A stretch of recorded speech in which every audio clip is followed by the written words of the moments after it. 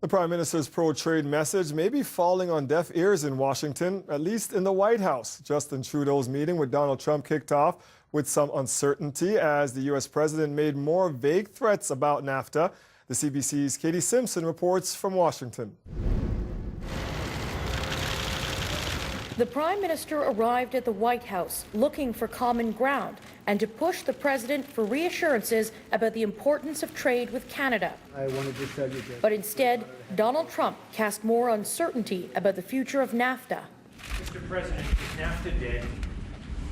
We'll see what happens. We have a tough negotiation, and it's something that you will know in the not-too-distant future. For 6 minutes, Trump unexpectedly took reporter questions as Justin Trudeau sat quietly beside him.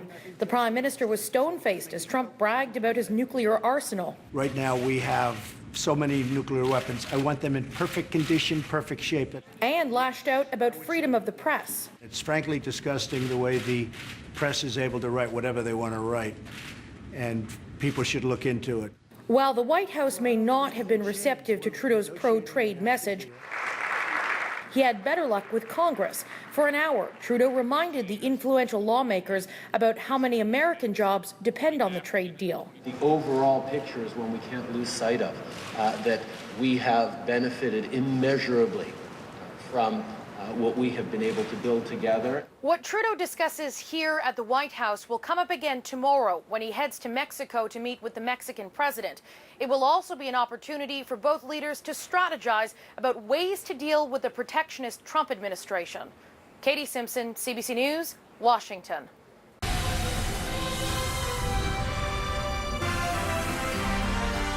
Justin Trudeau will sit down with U.S. President Donald Trump at the White House in just under 2 hours from now. The leaders are going to be discussing a range of issues with the troubled NAFTA talks topping the agenda. President Trump got elected on many of the same goals that I got elected on, of making sure people who don't feel like the success and the growth of the economy has worked for them do better, and that's what I've stayed focused on. We don't always have the same policy prescriptions to do that, but in our desire to help the middle class and those working hard to join it, we always find common ground. Ahead of the meeting, though, Trudeau visited Capitol Hill for a meeting with the Ways and Means Committee. The PM was there to gauge support for NAFTA from the powerful group of lawmakers who handle trade issues. The fourth round of negotiations begins today, and Trump is once again hinting that he may just rip up the deal. Trudeau began the day speaking to an organization that promotes women's education. We know there's a massive pace of change, huge amounts of innovation and disruption at the same time. And if we don't have women's voices at the heart of that, figuring out how to make sure that the vulnerable don't end up more vulnerable, that the marginalized don't end up more marginalized, and instead that in thinking about new ways of doing things, we remember what is truly important, then we're not going to be successful as a world. Tomorrow, Trudeau leaves for Mexico in his first official trip to that country. And like his visit to Washington, the looming uncertainty about the free trade deal will be the focus on this discussion. So to get a little bit more on the upcoming meeting with Trudeau and Trump, CTV's Richard Madden is in Washington now. Richard, how is Trudeau going to play this? Well, we've already seen how he's played it out in his previous visit, and this morning I think it was significant that he went to Capitol Hill to meet with members of the House Ways and Means Committee.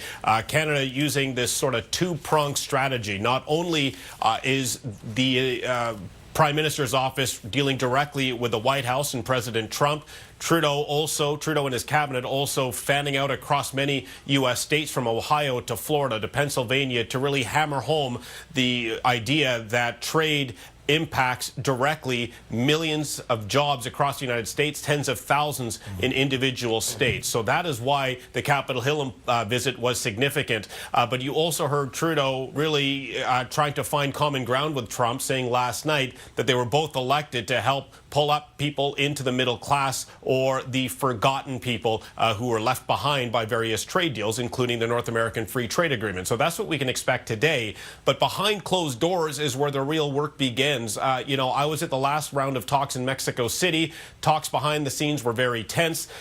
Canada and Mexico trying to deal with this America First attitude by American negotiators that are really trying to bulldoze many proposals on the table that Canada and Mexico are resisting. The big one that is causing a lot of sticking points is the so-called rules of origin. The Americans want to include more American-made products in any, whether it's autos or any products made in North America, to boost that percentage. Canada and Mexico, of course, resisting that, and that's causing a lot of troubles behind the scenes. And, you know, Trudeau has said in the past that Trump is a good listener. So given the circumstances, given where this negotiations have been going or really not going, what would the Trudeau team, Richard, consider as a victory with Trump?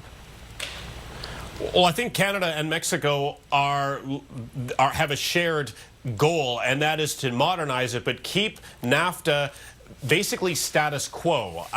That's really would be a victory for Canada. The United States has a completely different view, of course. We heard President Trump, then candidate Trump, threatening to tear it up and really trying to tilt NAFTA to the United States' advantage. So if we start seeing any concessions by Canada and the U.S. and Mexico over what's called rules of origin, as I mentioned earlier, that would be a big concession. Canada trying to protect its protected dairy sector from American competition. And if Canada has to make concessions there, well, that might be the price to pay for this agreement. But again, the U.S. has set this ambitious goal of finalizing this agreement by the end of the year. I can tell you that that goal seems elusive as these countries are just not agreeing. So, you know, NAFTA hangs in the balance. I think it would be a real mistake if the thing gets blown up. But again, Trump wants to keep his campaign promise and go back to his electorate, particularly during the midterm elections next year, and say, look what I've done, we've fixed NAFTA. If not,